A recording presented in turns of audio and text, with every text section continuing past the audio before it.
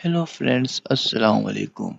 If you installing the any Adobe software and you see the error code 182, so don't worry. Here's the simple solution of this error code. First you open the setup folder and then just rename it. If your setup folder is present into the multiple folder, then just simply cut the setup folder and then paste outside the multiple folders and then rename it.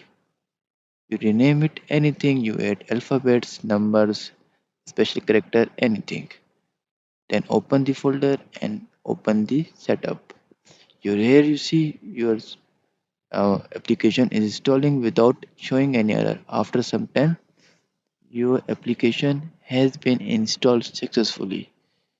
And here you see this installation complete. So like, shares and subscribe friends.